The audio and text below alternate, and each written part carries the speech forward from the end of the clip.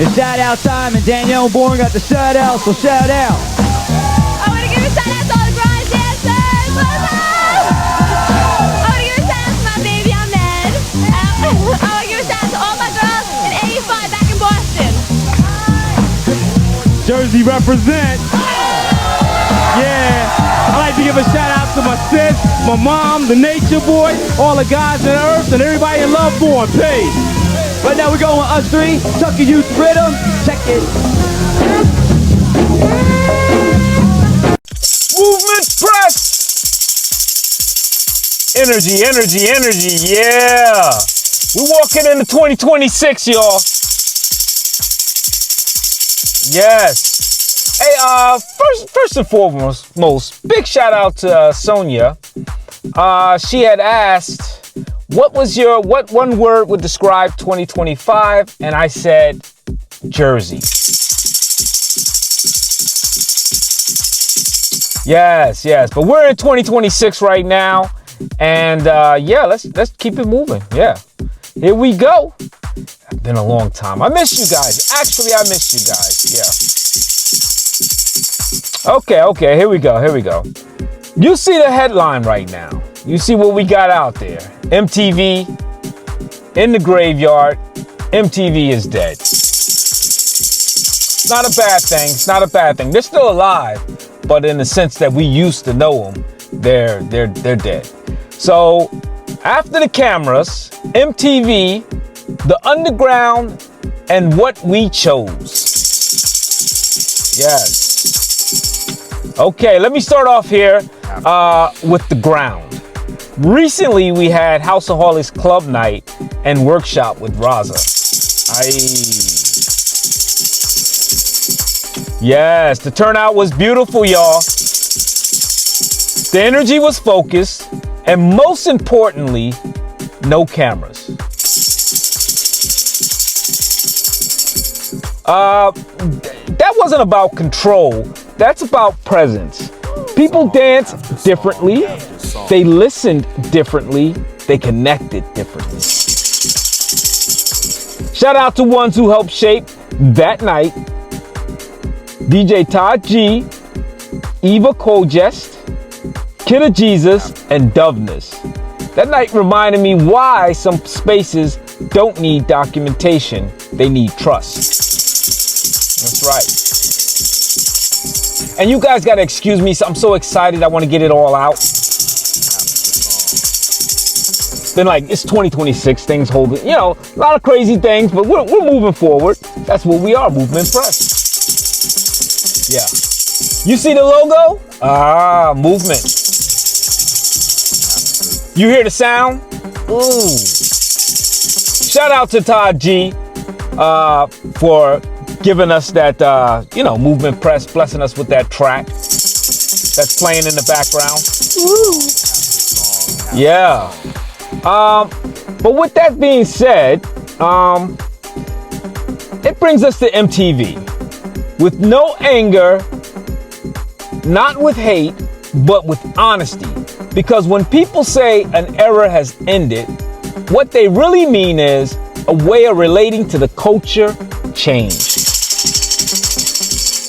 Okay, MTV launched in August 1st, 1981.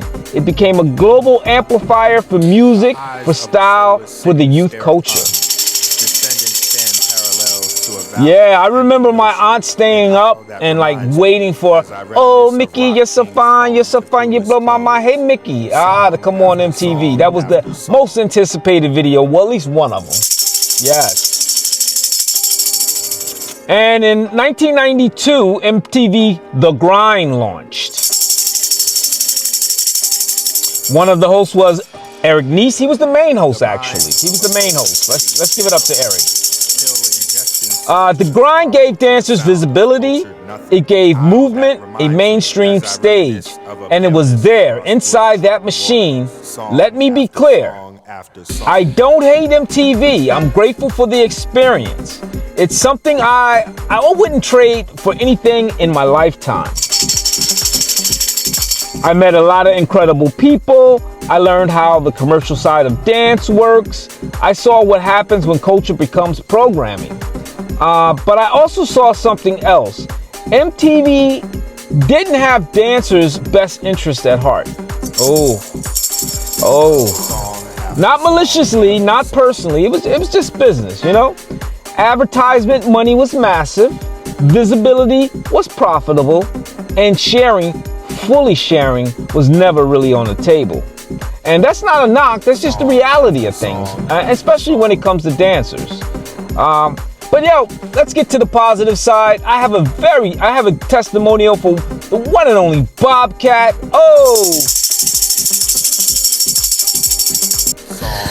What's up? It's Bob Cat the Legend. And I just want to give my little 2 cents on my memories on being on the grind, being an employee for MTV.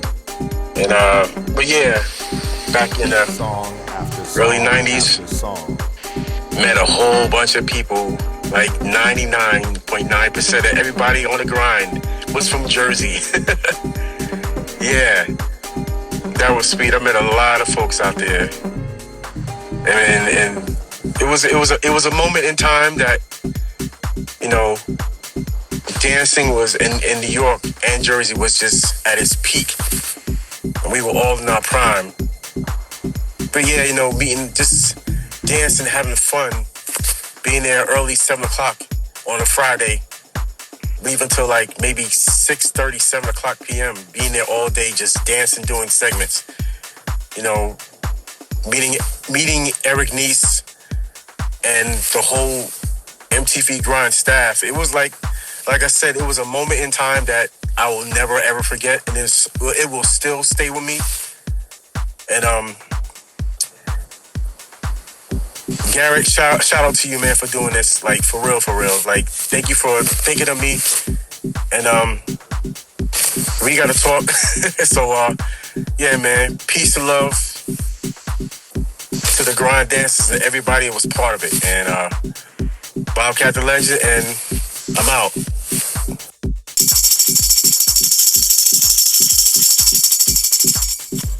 Yeah.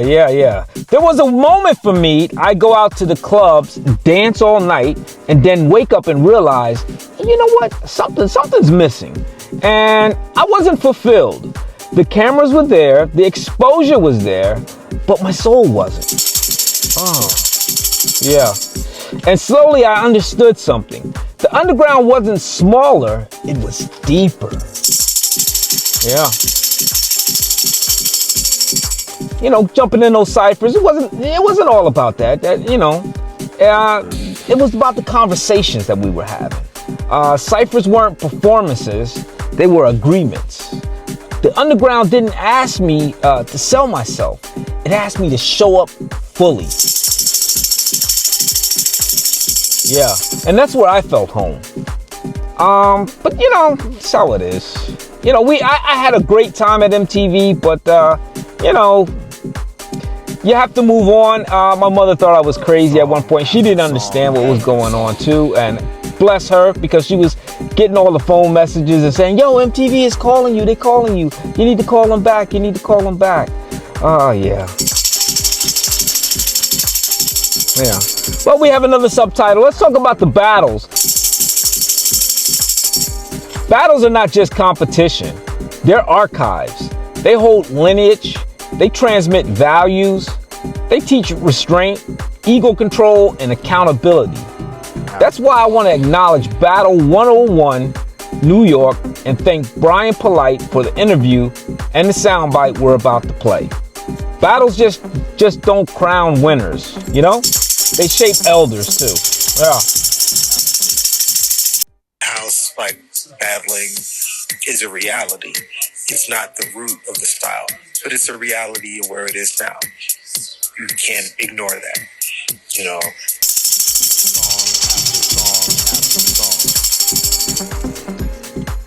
Yeah, and this is where Red Bull enters into the conversation. Red Bull didn't create dance culture. They entered when the momentum already existed. Again, not hate, not accusation. Just awareness, y'all. It's just awareness. And you know, I was kicking it to one of my students, and they had mentioned Red Bull, and I kind of like cringed a little bit. And it's, you know what it is? It's more or less that I understand the industry side of it and the need to make money, right? And then I see the underground side of it.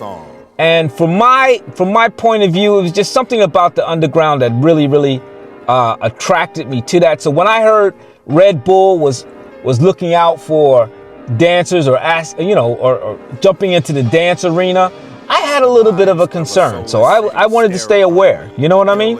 Brands are not responsible for culture. People are. Let me say that again.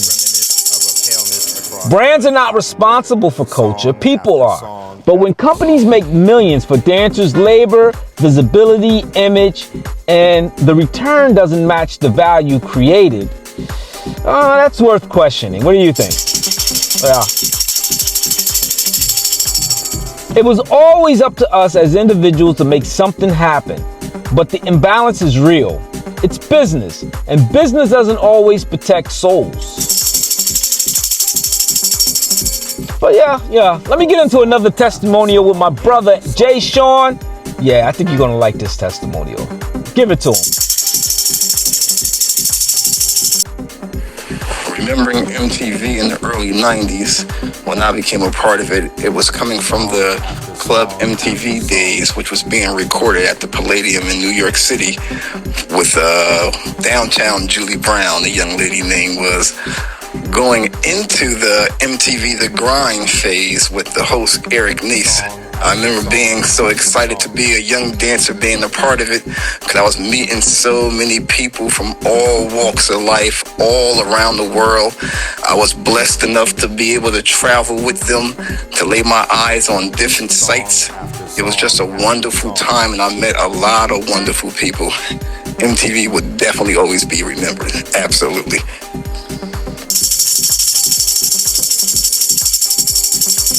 All right, you know what? That's why spaces like Houseaholics matter. I want to give a shout out to Houseaholics again. Great time, great party. To the whole team, to Dovness, to Jers. Jers got more names, monikers. He has the Jesus Kidda. So if I switch it back and forth to Jers and Jesus Kidda, no, it's the same one. Yeah. Why no cameras nights matter to us? Why workshops with intention matter? This is going to segue into why I'm excited to see my brother Caleaf Sellers will be in Mannheim on January 21st of this year, 2026. This is nostalgia. This is continuity. Caleaf Sellers was one of the ones up inside the clubs that were telling our Japanese friends now, no cameras, buddy. Yeah, he was letting them know. I mean, you know how it is. We wanted to keep that some sacred things for ourselves. Yeah. MTV represented an era, a powerful one, a complicated one, a necessary one. But my heart chose the underground. Yes.